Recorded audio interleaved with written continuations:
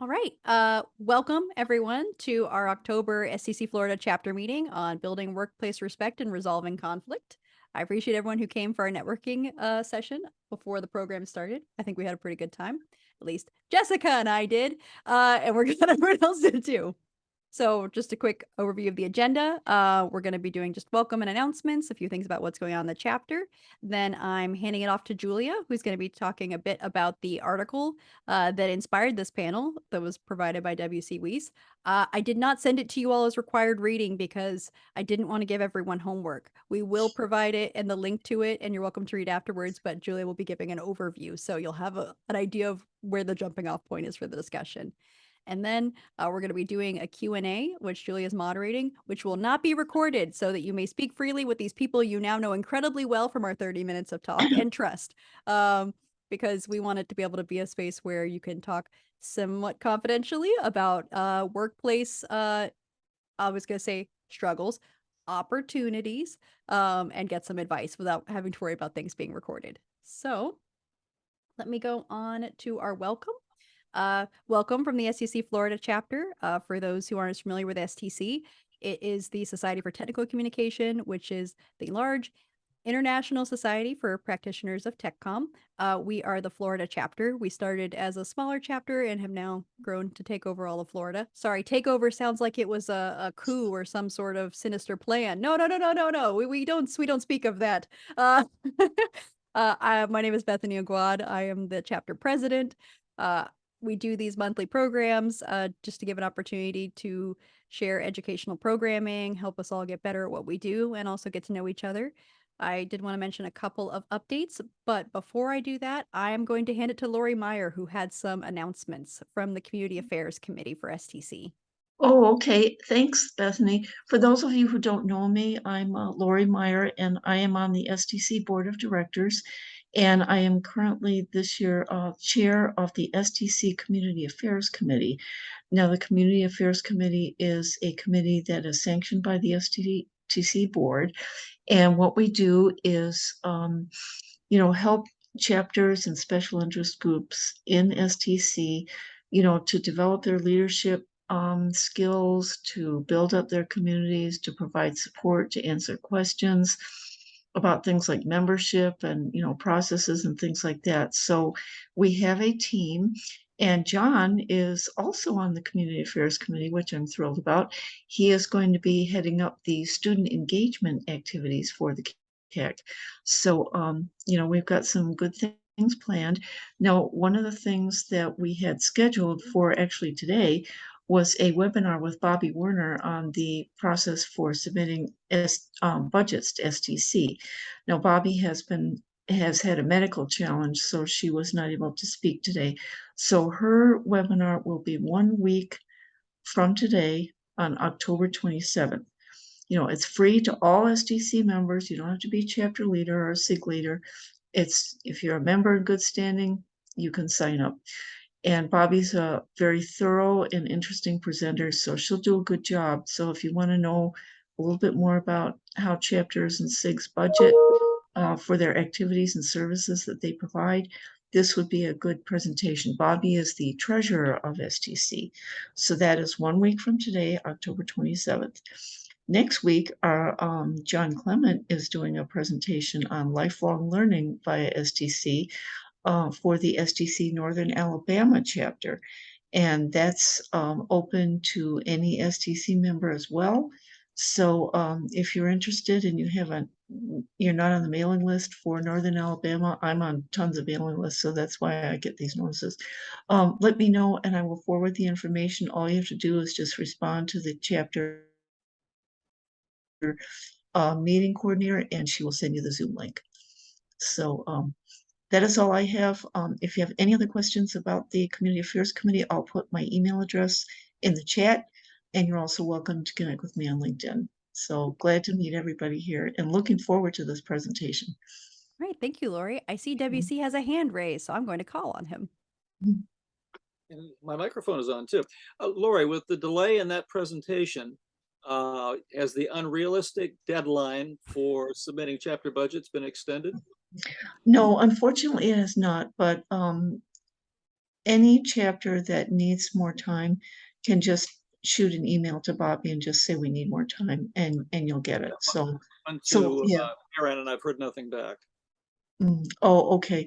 Yeah, they from what I know, they did not extend the deadline, but if you do need more time, um, you know, and do you need more time? Because I can actually I'm gonna get shoot on you. my soapbox for a minute.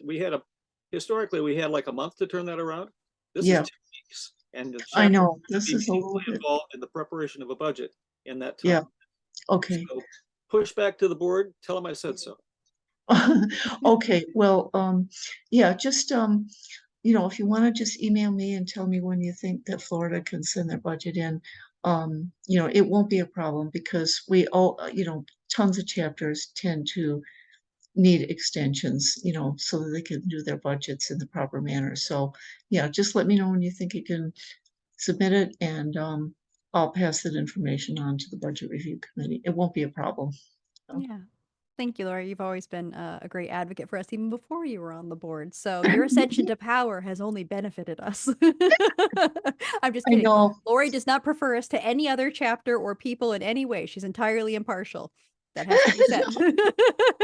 And we love Lori. So, couple things I want to mention. If you are not a member of STC or you are a member, we are entering the period for renewing for next year. So, if you are not a member and you'd like to join, you can join now and you'll get membership for the rest of this year and for next year. So, you pay for annual membership. Just for a note about how that works. So, you pay for STC membership, and then if you're not a student member, you pay additionally just a small bit for chapter membership so that you can join our specific community if you so chose for STC Florida. STC is also running a promotion right now that if you join or renew, I think by the end of the month, let me check my text. Yes, October 31st, you're entered to win a $25 Amazon gift card. So certainly doesn't hurt. And I will put the information about membership with the Florida chapter and some of the benefits, which has the link to join or renew, and also the note about the Amazon gift card. The other thing I want to mention is that we are looking for mentors for the 2022-2023 year. So I won't go too much into that because I know we've got a meeting coming up for FTC about the mentoring program, and I've sent out some emails about mentoring. But just a quick thing, I joined STC not because I want to join the mentoring program, but that's where I got hooked and stayed. And I think that's true for a lot of us. There's a lot of mentors and mentees in this space. So it's a great way if you're an experienced professional to really get to work with a student. You do not have to kidnap them in any way, like I did with John, but it can work. But it's also great just to work on projects and help build their skills and portfolio. And for me, I've been working with Julia for I don't know how long. I should know Julia. 2 years? Maybe 3 years. We're both bad with I'm time. not sure. We're both bad at time, but Julia has taught me a lot of things, so it's definitely a relationship that benefits both people. And I won't put people on the spot, but I know there are several here that would attest to that. So I will be sending out emails about that. But if you're interested in being a mentor or a mentee, those applications are going to be open. All right, and just other couple things. We're looking for volunteers. We do have an opening right now for employment and recognitions chairs. I can send out more information on the details for those, but employment is someone who helps send out notices about job postings and working with recruiters to help kind of connect people in our chapter with opportunities. Many of us do that informally, but we are looking for someone to do it formally in that role as committee chair. And we're also looking for recognitions. So that's someone whose dedicated role is to work on awards for our members. It's something we do every year at our annual awards event. And it's definitely not, I would say it's a challenging role because you really have to get to know everyone and work with a lot of chapter leaders, but it's incredibly rewarding. So my last, but certainly not least, Julia, do you want me to speak to MTM or would you like to? Because we have to make sure to mention it. If you're willing to do that, I'll put links in the chat for you. Perfect. Okay, so Julia is, among other things, being our program planner, VP, and communications chair, the editor of our newsletter, Memo to Members. I know often when you're starting out in your career, you're looking for opportunities to get your name out there and get published. And Julia is here to work with you if there's something you would like to write about in TechCom or TechCom adjacent. She will make sure that you can get edited and published. And it helps, provide different perspectives to our members. So Julia's going to put the information in the chat for how to submit ideas or contact her about publishing in memo to members. All right, and I'll let Julia finish that. So since you're still doing it, Julia, I can do the upcoming events if you'd like. So I think I mentioned our educational programs. We do these monthly, typically on the third Thursday of each month, mainly because we picked that date due to meeting space many years ago. And now for many of us, it is tradition. So sometimes that flexes a little bit on the dates, but typically that's when they are held on Zoom at this time at 6:30. Programs start at 7. You're here for October, so you know what this program is. But for November, we have an introverted leadership panel. One of the faces in this call is going to be on that. Lori's going to be one of our panel members. So they're going to be speaking to their different introverted leadership journeys and giving advice on how you, not assuming everyone here is an introvert. I know we have exceptions, but many people in our chapter can benefit from either learning to harness their own introverted leadership skills or how to work with introverted leaders, because that will certainly be the case in TechCom in your career going forward. For December, on the 15th, we have our holiday social. We get together, I think some of us drink hot chocolate and we chat about the year, and it's a good time just to sort of relax and celebrate ending another year. We used to do it in a restaurant, but for now we do it online. And then last but not least, I want to mention we're rescheduling this Madcap Labor meeting with Scott Deloach that was originally scheduled, had to get rescheduled due to a scheduling error on my part, and then had to get rescheduled again because it was going to be the day that the hurricane arrived. So we're still working on that. I know it's something people are interested in, so we'll keep you posted as soon as we have a new date and time. So I think without further ado, I am handing it over to Julia to introduce the topic for tonight and talk a little bit about the article. And while I'm doing so, feel free to read the comics on screen. Tonight, we are thrilled to be joined by panelists who will share their knowledge and experience on how to build respect as technical communicators in the workplace and how to resolve the inevitable conflicts that occur. As technical communicators, we know our work is valuable, and yet we often hear from our members in the chapter about their struggles to demonstrate their worth as technical communicators and deal with conflict with other associates and teams.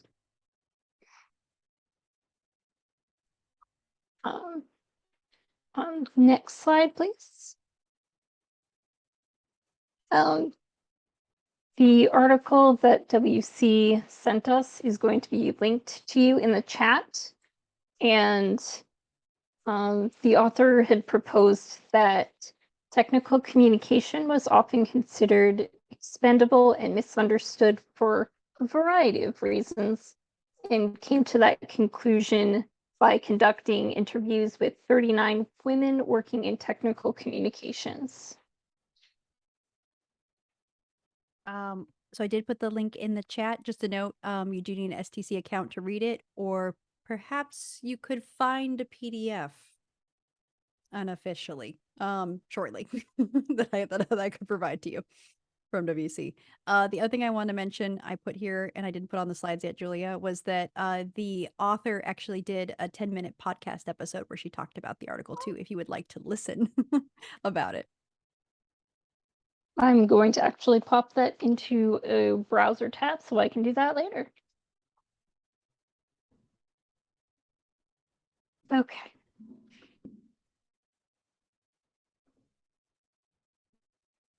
Well, I'm losing my place in the notes here. Oh, yeah, sorry. No, it's okay. Just trying to figure out where I'm at. So the stereotypes that the article discussed were, let me start that sentence over. That's all I right. completely lost it. I threw you by putting a random link in the chat. So the interviewer asked the following questions. Do you feel valued at work? What are some of the conflicts you have faced at work, and how have you handled those? What are some misconceptions about your work? Have you been treated differently than your colleagues? What kind of work do you perform that is not compensated or part of your job description? And what kinds of stress do you experience at work? The takeaways were that some of those misconceptions are cosmetic or secretarial, that they are unarticulated, that we are unnecessary and invisible, and that we are unquantifiable. So in other words, we make things pretty, or people don't know what we do. They can't see us, and they can't tell how much money we are bringing them, which is a lot, but they can't see it yet.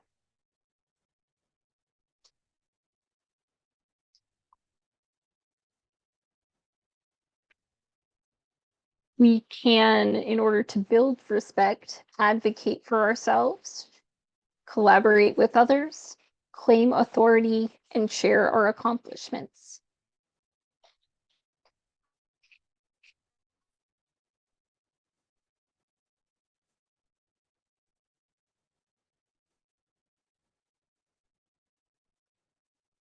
And our panelists tonight are W.C. Wiese, Jessica Nealon, and Rachel. I'm sorry, I don't know how to pronounce your last name. No one does, except people who have known her for more than That's 5 okay. years. Yeah. My phone wants to change it to like Swordfeger, but it's Sportfigure. And if you would please each introduce yourselves and share an anecdote. All right. If you give me 1 second, I'm gonna make sure to spotlight our speakers so we can see their lovely faces. All right. Everyone should be able to see you. Okay, so who goes first? How does this work, Julia? Let's go in the order of the slide. Okay, so I'm talking or I'm just introducing myself.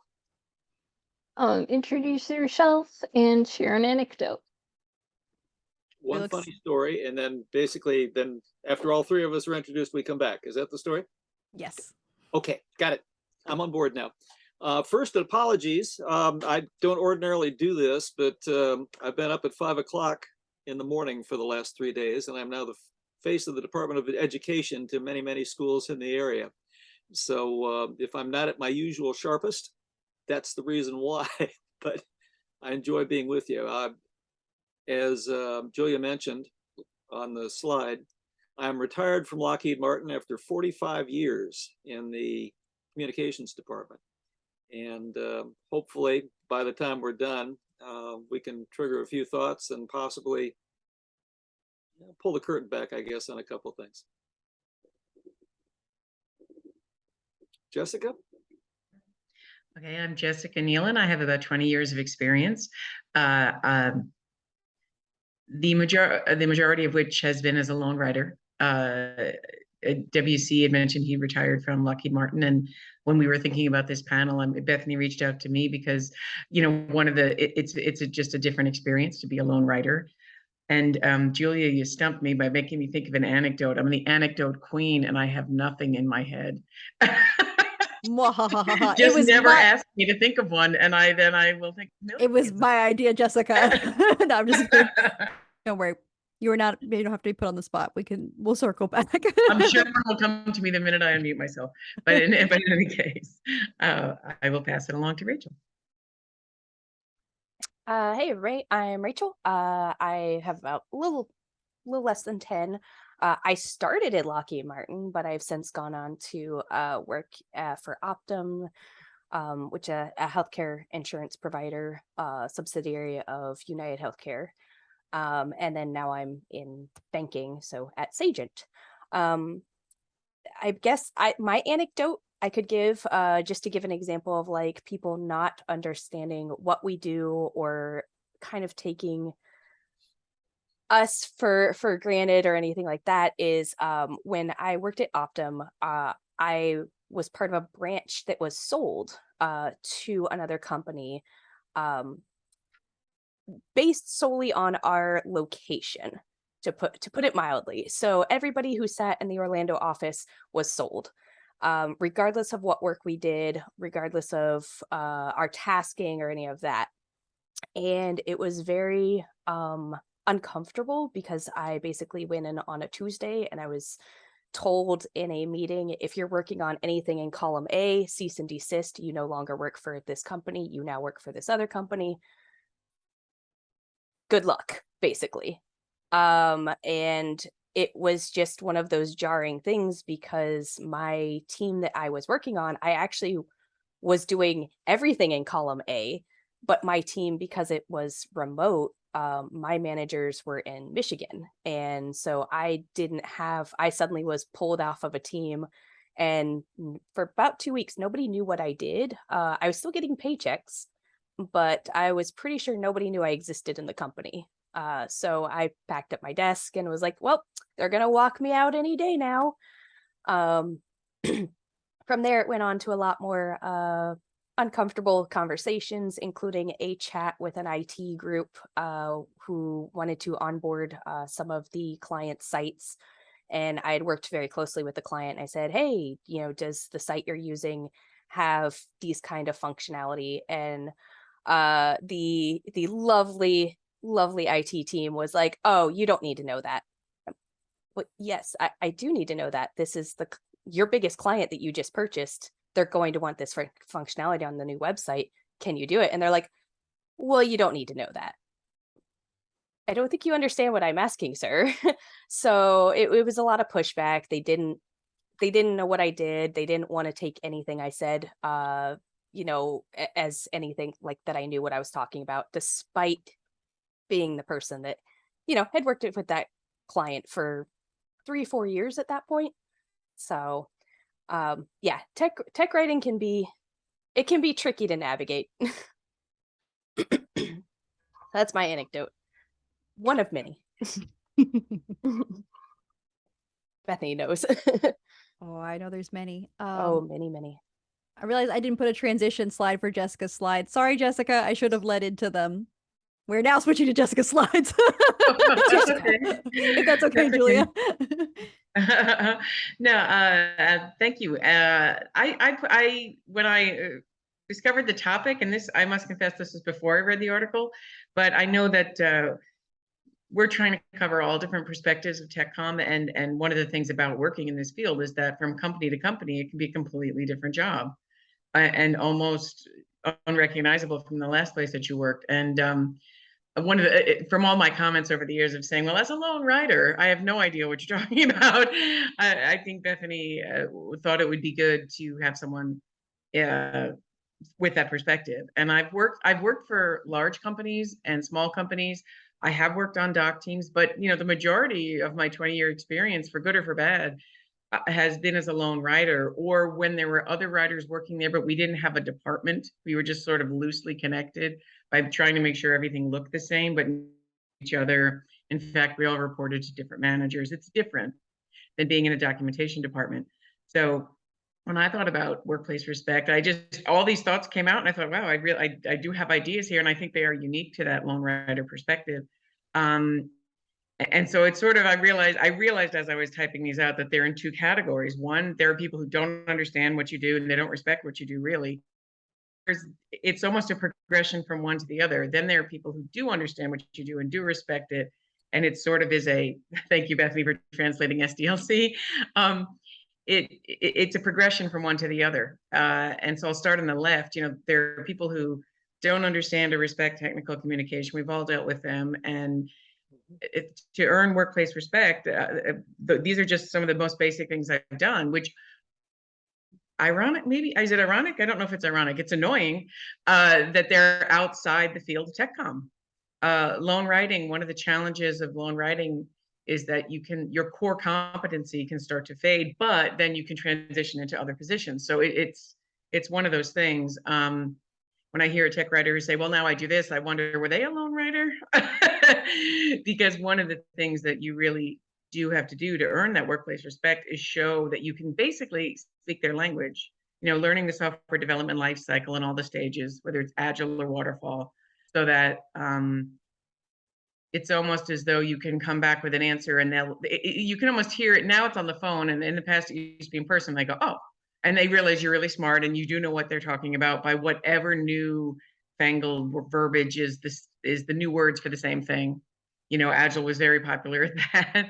And God forbid you draw the bridge to waterfall. No, okay, it's not that, even though it totally is that basically. And then if you learn code speak, the second one was, I know what I mean. It happens like, for example, developers will pull up the code and just have me edit the screen text now. That's more from the second column, but I know enough about where it is to know where that text is, where my text is in the middle of all that code. Like you have to show that you're comfortable enough with that. And that's basically showing that you're smart. You almost want to say, and I'm trying to say this without saying it, that you're smart enough to do their job. Like if you could be trained in their job, you could do it. You're not some flunky, who sort of fell ass backwards into a position that, you may not deserve. You are very smart. And one of the ways, functional errors go a long way. When you find, something that does not fit the business model, they expect spelling and grammar errors. And sometimes I have merged these two together, where I will say, but there's this other, more important than the spelling is this field makes no sense and the tab order is wrong. And, are you aware of this whole other step that has to happen before this, etc. And that I find goes a long way, because then they know what you're doing. And something I forgot to put here, which is along these lines, but you learn your product. I think it was, oh my gosh, Jack Molisani, he always says product knowledge is king. Well, when you understand the product and you can find errors in it, or you can analyze it in the way that they do, you start to earn the respect of your teammates. And one of the other ways to do that is regression testing. Whenever anybody's regression testing, when you jump in and you find real issues, you can test just like the rest of them. And these are all ways that you earn respect on the team, as maybe not as a tech comm person. So this is, I'm realizing in the article talking about advocating for what we do, maybe you don't do as much of this, but you advocate for yourself as a smart person, as a capable and competent person. And that can usually translate to, oh, sorry, thank you, Bethany. Being a tech comm professional, regression testing, when we all test together, everybody volunteers to test. So this is more for people who they don't know what you do, but if you can do what they do, they can start to come over to your side, so to speak. So I'm going to pause before I jump over to the right column, because I've been talking for a while. I didn't know if anybody if Rachel or WC, you wanted to jump in. Let me just add the comment that, it's an excellent example of joining the team. You're not separate values, it's shared values. You made that clear. Yeah. Correct. Yeah. And as you're kind of going through that, like, I got a good example of like a functional error.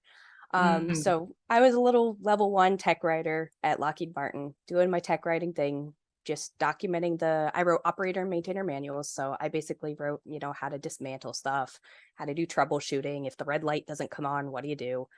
And we had a meeting with some of the generals for the product from the Navy. So they came on site and they had a meeting, and my lead didn't know much about the program because she had so many other programs that she's like, hey, you're in this day-to-day, come to the meeting just in case there's questions. I was like, sure. So my little, level 1 tech writer self goes waddling down, to the meeting, and I'm sitting there. And they're talking about this, that, and the other. And they were talking specifically about troubleshooting. And,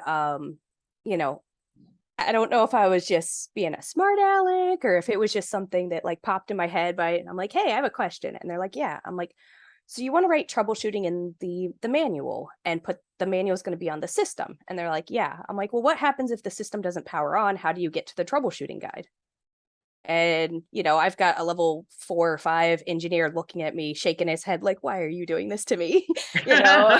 So, I found a functional error just by sitting in on a meeting, listening to them and going, hey, and that's when they realize, oh, good point. If the system doesn't turn on, we can't get to the manual that's loaded physically on the system. So they had to come up with a roundabout way to do that piece. and it's just like, hey, I'm only level 1, but I kind of had insight for that one piece. So it definitely helped go a long way with a lot of the engineers. After that, they were like, all right, we can pitch stuff at you, and you'll roll with it or answer questions as you can, and it definitely will go a long way. Mm. And you reminded me, Rachel, of one of my favorite stories from my own work life. It's from back when I worked at Honeywell, which I was on a doc team, and hardware than software, but it was the kind of thing where we had to. This was back in the day when the mobile devices, nowadays, right? Oh, I've got the background on, so you can't. Can you see? Oh, geez, forget it. But back in the day, the BlackBerry model where you'd have the hard button keyboard, and the way that they used to have keyboard combinations. You wouldn't believe how many people use keyboard combinations. Now this was 2005, 6 documentation, which is pages and pages of keyboard combinations. To do this task, this plus this, and I was like, oh my god, this is. And so one of the things that I did was, I need to see it.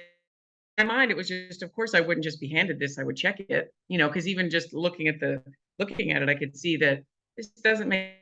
I went out and I found the engineering diagrams literally just by trolling through the Windows Explorer. Nothing other than, because it was never given to me. No one ever sent an email out. It's hard to know what code 1QZ-246 means. It doesn't mean anything until you open it all. Very slow back in the day in the internet. So I used to just open everything and I would find the keyboard drawings, and then I, in Adobe Illustrator, layered them on top of each other, just so I could see the darn keyboard, because we couldn't see the physical keyboard until it was made in the first prototypes. So there was no graphic of it all together. So I would put it together in Adobe Illustrator and then look at it, and then look at the, oh, you can't see my hands, I'm sorry. Imagine on this side, there. All right, you can't see that. Imagine over here is the picture of the keyboard, and over here is the table of keyboard combinations. I would find a lot of errors. And, they really demanded that. I mean, that was something I was doing for myself and something I assumed the user would need. And it became like a demand over the years. And that I would do it. And so much so, I think one of the heads of it couldn't believe that it was something that the tech writer had put together. They thought that was just a part of the process, because how could keyboards and never look at them? So, but it did go a long way. So, yeah, that was one of those anecdotes. And I certainly wasn't, when I went over to the QA department, they welcomed me. And they used color graphics of my keyboard graphics and post them up on their cubicle walls so they could refer. And so it was one of those, the most concrete example I can think of. All the other examples, like, convoluted. You know how this gets in software development. I was like, well, it was in the first meeting, and then I remembered from all the details of the point, but they liked it at the end. Hardware makes it a little easier. So I'll jump over to the second column. You progress, and at any given time, you're working with people who don't understand or respect TechCom, and then you're working with people who do. And sometimes you're all on the same team together. And it sort of is a progression. And usually, if you do enough of the stuff in the left column, you get over to the right column. and particularly in the tech, it's a lone writer world, you do get projects, and it does. You don't necessarily have the officialdom of the budgets, or you get on the project list, and you always have to take a guess whether you should work on it or not. But sometimes, you write the right support content, and support loves you, and they'll finally answer your questions where the developer won't. And it could make your life so much easier. Or you never know when one of those guys in support will just say, oh, she's really good, and how that can literally save your job, at some point when they're deciding who's good and who's not. They like, well, I don't know exactly what she does, but man, she wrote a great document for us, or something like that. Marketing content, you get called on to do it all the time. And reviewing screen text, functional errors, that's true. But it really goes down to if you can help a developer not look like a fool in a demo because you catch a functional mistake or spelling mistakes, or, hey, do you know about this other thing going on over here? And that is really get that respect. Is you really help someone make a mistake, or you've helped them look better. That, which another point would be the work. I do have developers who will reach out to me and just say, does this make sense? Because they don't want to look dumb when they show it to management. So earn over time. And that my last bullet point is sort of related. It's to process. It's if you're in the dealing with the people who do understand what you do and you've earned some respect, you earn more. Let me show you the instructions that I just wrote. Is this the process? I mean, is this really what we, or sometimes it comes back when you've written the process, it's published and everybody's arguing, but it does come back that is correct. And that's when they all realize, oh, wow, so it's cyclical, but it can happen. So I hope I didn't go through that too fast, but that came to my mind when I thought about this topic from a lone rider perspective.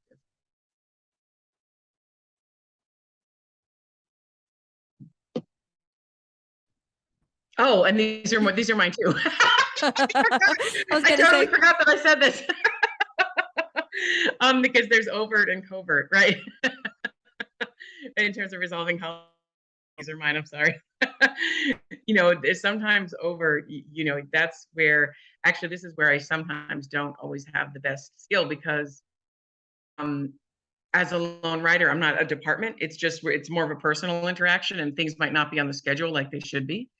So you can make changes to the process. I've definitely, in terms of like a JIRA ticket or some kind of, way that we're documenting something, that can be helpful. But one of the benefits of a lone conflict is that you can do things covertly, where you just make the change on your own, and you sort of, if someone likes it, that works like a charm. If they don't like it, then you can kind of get but I've just had a series of experiences lately where things I tried to do the overt way like 3 years ago and made no headway, and just recently said, well, look at this, look at what we're trying. We're stuck in this position and we can't get the content published the way we have the help structured. How about we go to this design I presented 3 years ago? And they're like, well, yeah, that makes sense. Okay, and we're off. I just published it before they changed their minds. So that was more of like an overt covert thing. It just, sometimes if you can sort of leverage your relationships as a lone writer to make changes that should be done overtly, but sometimes you have to do them covertly. And I think that as a lone tech writer, you may have more freedom to do that. It can be more frustrating, but you can also just shove it out the door and then go, and see how people like it. And again, it's mostly works to my advantage, but I don't know. Sometimes it can resolve a conflict because you know what needs to be done, and meetings where you're not going to be heard, or you can just do it. And then the conflict is resolved when for example, we need documentation. Yes. And then you provide something and they go, oh, thanks. And then and then it dies down for a little while. I've definitely had that where I'm like, here's what I'm guessing they want. And then I put it together and they're amazed. And so it goes away. But it's a little easier to do in the lone writing situation. So. I'm going to say yes, but also flip side is if you're in such a large place that you kind of are just a number. Yeah. You can also do some covert stuff. True. Optum. I'd love to hear some ideas. We had a bunch of documentation that was old. It wasn't being updated. And a prime example, I always called it going rogue, is I would go in and just start archiving stuff. And I'm like, if it has 0 views, it's, hasn't been updated since 2014. Why is it here? It's just taking up space. It's not useful. So I would just kind of archive things quietly in the 600, 700, number of documents range. And we would do after that what was called the scream test, is like, if anybody screamed that they were like, where'd my document go? Then we're like, oh, okay, that one is being used by one person. I think in all of that time, we had one document that came back that somebody's like, hey, I went to this link like 3 days ago and now it's gone. It's like, oh, okay, here, you can have it back. This one. But that's all I'm giving you. But that was because I think on that team for a while, there was like 16 of us just on that team. And it's a big company. So, I was just one person doing whatever I did on a daily basis that, some people knew, some people didn't know. They knew when they wanted to complain, that's how they could find me, but that was about it.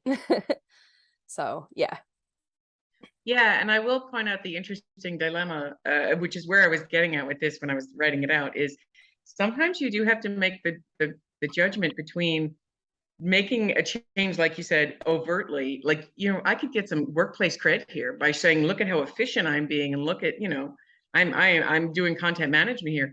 And then you realize it's never going to happen. And it is something that does need to happen. To your point, I have like 4 versions of my help system that I have been trying to get pulled down off the internet for 4 years now. We have, I think, 1 user, and I was like, can we please pull these off?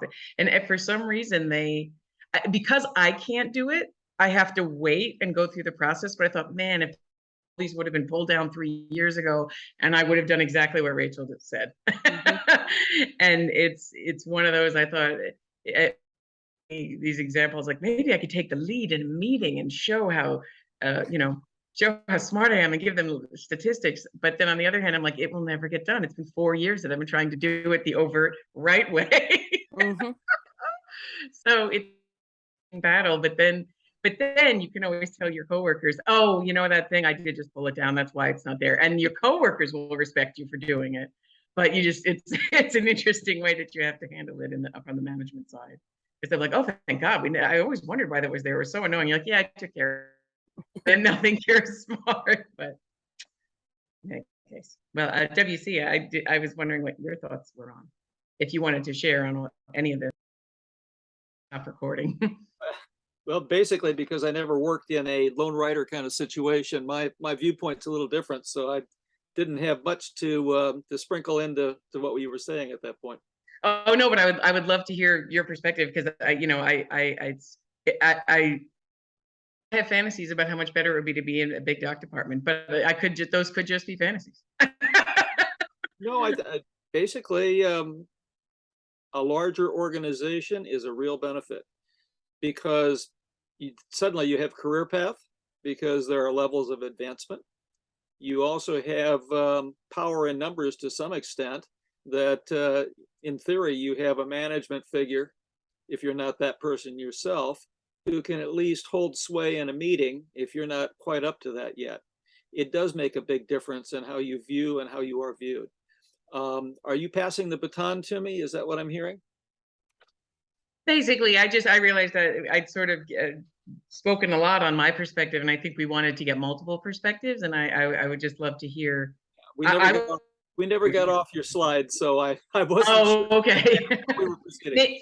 Maybe you back to the explanation from the article where there are those 4 points, maybe. Okay. We can also move to the Q&A, which would be more for everyone, if you like. For about 10 minutes, and we'll see what happens. What I was going to mention is certainly Lori Meyer could probably give this presentation just as easily as I could. With time and grade, there's a certain amount of perspective you get. But as you probably realize, there are things that UCF cannot teach you about your career. It didn't take me too long to realize that I would never be president of Lockheed Martin. Although, frankly, if I had to do it over again, I think I'd want a position that had a little bit more power, where my opinion was always critically important to management and decision-making, rather than just kind of having the power of suggestion. And that's based on 45 years as a professional communicator, but 30 writing, editing, and publishing new business proposals, mostly with large and uncooperative proposal teams. I can tell you, though, that with a few survival skills, you can maximize your impact. We do have others have realized that I think we all understand. We have an issue expressing our value. And to others, what we do seems superficial because they're all such brilliant writers to begin with. They're reluctant to accept the restructuring we do, even though it makes sense to many other people. Nor do they take criticism well. This kind of puts you in an adversarial position right from the get-go, if that's the position you want to be in. Many of our peers, unfortunately, make it worse. Some of the people that I've met at STC conferences over the years scared me to death. The job's hard, and they're whiners. They lack business IQ. They dress in faded t-shirts and flip-flops, while other professions at least dress like they care about what they're doing. It's worse for lone riders and contractors because it's harder to find allies in the workplace. Remotely, God forbid, I have no idea how you do that. I fortunately was spared that, because to create alliance, to have little side chats, tell jokes, little one-on-one things that bond you to individuals and allies, how do you do that? Anyway, glad I didn't have that problem. What I'm saying is, if you invite ridicule, don't be surprised if you get it. I ended up adopting what I referred to as the public utilities approach to communications. If you plug a cord into a socket, you don't expect to have to argue for electricity. You're expecting electricity. If you go turn on the water, it's not a basis of negotiation or excuses.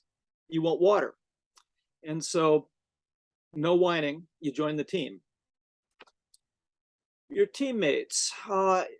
This was very, very difficult. For a while, we had specialized tools, and like we tended to use Mac products while everybody else was using Windows products. And then somebody in finance decided, well, everybody ought to use Windows computers because they're cheaper, which meant suddenly we were publishing in Microsoft Word, and there was nothing to distinguish us from what everybody else was using. And so not having professional tools kind of made us look as maybe we weren't adding as much value as people thought maybe we ought to be.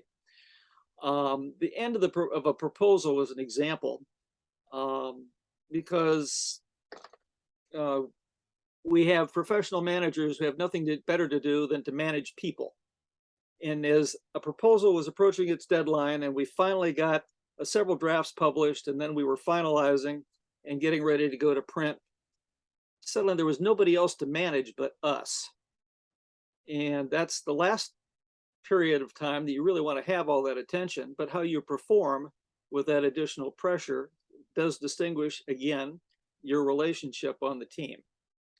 But I never got past the agony of having dozens of engineers running around saying, we're done, let's go have a beer.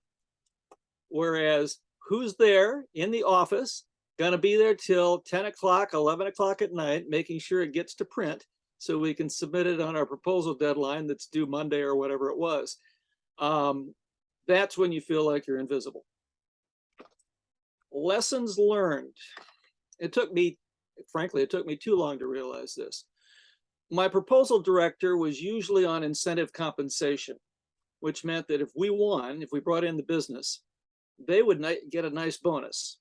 It was nothing that was really talked about all that much, because it was kind of one of those upper management level secrets in terms of most of the working class, I'll say, at the time. But that was the only thing that gives you the power of manipulation. For example, if engineers come whining, they need more time, they don't, if I say I haven't got the input yet, I go to the proposal director and he's saying, well, we need to make this change, you need to make that change. And I can say to him, well, it's your incentive comp, but I can't make the date if we do it. And you let the decision be his. You have a real, while I have a responsibility to prepare a winning document, clearly I didn't have any ability to compel somebody to do what I wanted to do. But if I can get the proposal director on my side, in my pocket, life got a lot easier. I learned very quickly that we had professional planners that would lay out the whole proposal schedule with the draft milestones and other deadlines, final reviews. And I found that if I could work with him before anybody else got to him on the proposal schedule, I could actually do a better job. Usually that meant I wanted to work the weekend, but there was a reason why. These idiots would always schedule, if left to themselves, they would schedule reviews on Monday. So it was like convenient for travel purposes and not take the rest of the week for somebody. I wanted them on Tuesday because our print shop, because obviously we were printing documents in those days, our print shop would be on straight Sunday overtime trying to print on Sunday. I wasn't going to get the last inputs out of the engineers until Friday anyway, because they would want to take the weekend off.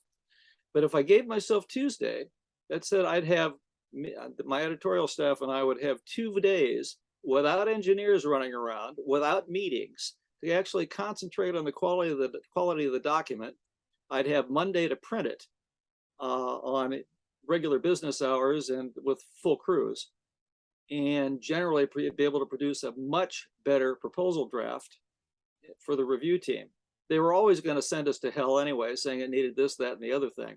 But to make it look even half as prepared as that would have been infinitely worse.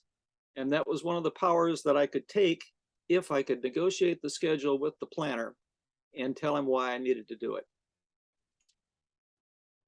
It took me years, quite frankly, to understand that my job was not to generate and edit persuasive documentation, but to make my leaders successful.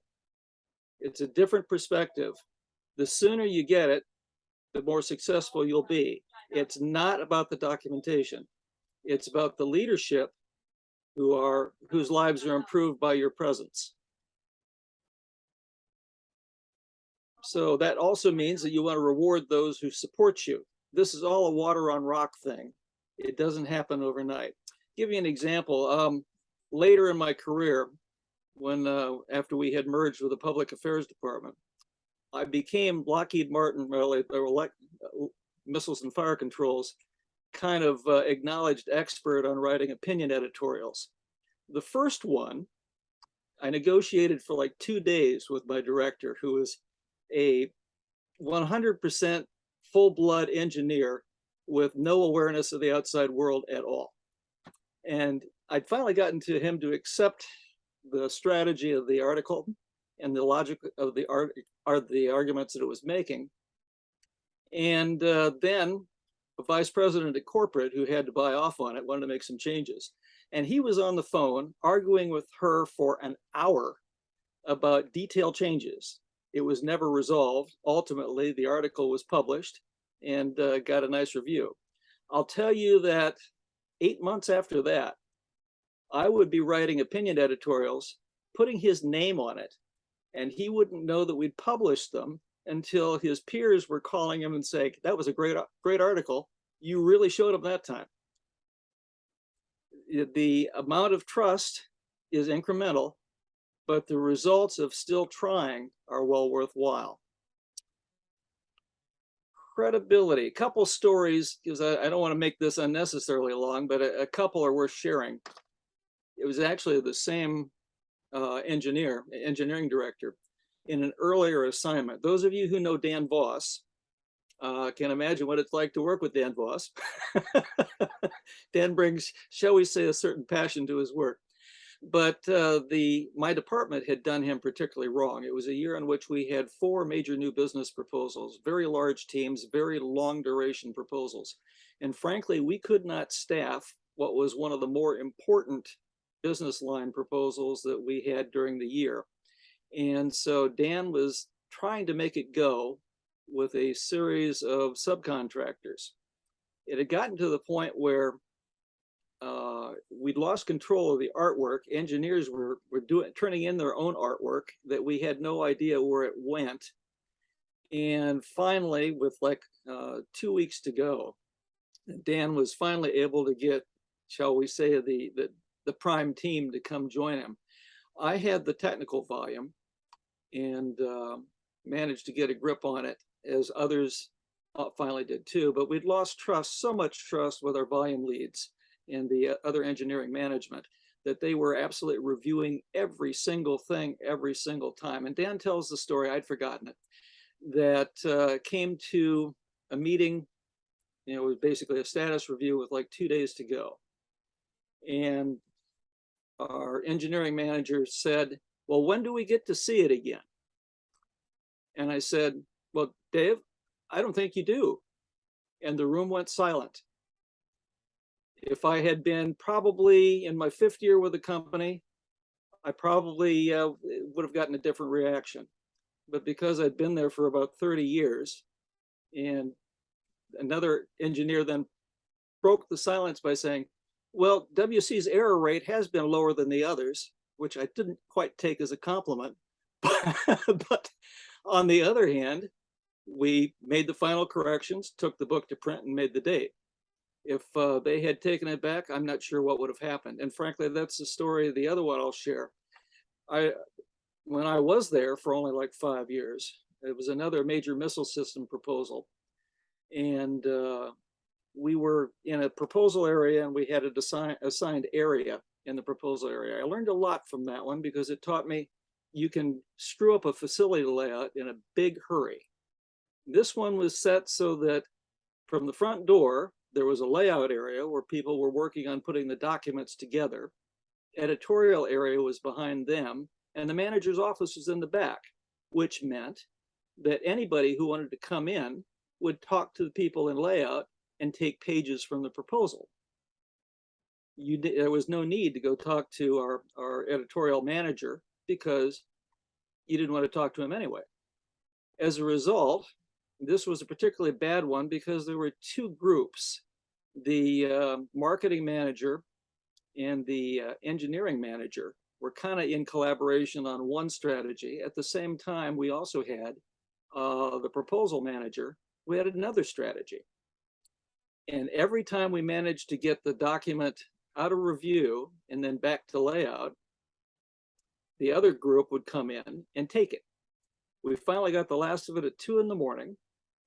The longest I ever worked was on that proposal, 33 hours straight. The department director came in, told our manager to go home, get some rest so he'd be sharp in the morning, and then managed to somehow guide us to completing the proposal.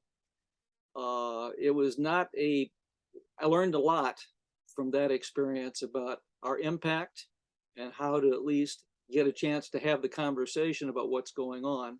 But the dispute between those leaders probably was something we'd never solve anyway. Couple other things, and then I'll stop. Most people never realize that we are actually the only ones that read the whole proposal end to end. Even in review, it's broken into specialties where they read a section about their specialty. But in terms of continuity, the complete flow of the document, even terminology, the only people that had any idea whether that was correct was us. But likely nobody else ever realized it. And some of these documents were like 20,000 pages long. Longer if you talk to Dan Voss. A couple other things that I'll add to you. I had a wonderful experience joining the Martin Sports Car Club, which meant that I was racing cars with engineers. You get to know people as civilians. It makes a difference. That's not the only way to do it. If you've got a music group, if you got a softball team, whatever it is, your ability to join the team in any form will serve you great dividends as you go on. One of the people I raced with ended up being the chief engineer of the company. So if I had proposal difficulty, I could drop a hint and get some leverage. That was well worth the experience, in addition to the joy of watching him race with his two sons. And that in itself was a joy to watch. Last thing is, after I got into more of a public affairs role, again, demonstrating value. I had time on my hands at the start of a project. I started doing a daily news summary. And by the time it was done, the distribution was to over 200 people, including people in the Army and people at our corporate office, who were tracking news about my program and also related technologies that might influence some of the things we cared about, like delays in truck production that we were depending on. It was a great way to keep conversation going. It was something people looked for every morning. I enjoyed doing it because I didn't have to do other stuff. And find a way, be entrepreneurial. You can increase your value tenfold by finding the right way to have an impact. Silence. Sorry, we would be clapping, but Yeah, sorry, yeah. everyone click the applause reaction or Yeah. the thumbs up. Yeah, or I thought, yeah, I do the hand sometimes, which I found out does not translate to the Polish people. They did not know what I was doing. And I had also to- your hands disappear into the background like mom. I'm just- Okay. Rachel, do I hand off to you? I guess that's the way I should have asked. I believe it goes back to Julia to introduce the Q&A. Yeah, Well, I believe I we're did wanna on the ask- Q&A next. I did want to ask one question of WC before we record him, because I think this is what I was hearing is proposals. I'm guessing that because like those proposals had money, like right, that you would submit the proposal a certain amount of money for a project. Am I correct? Yes. Yes.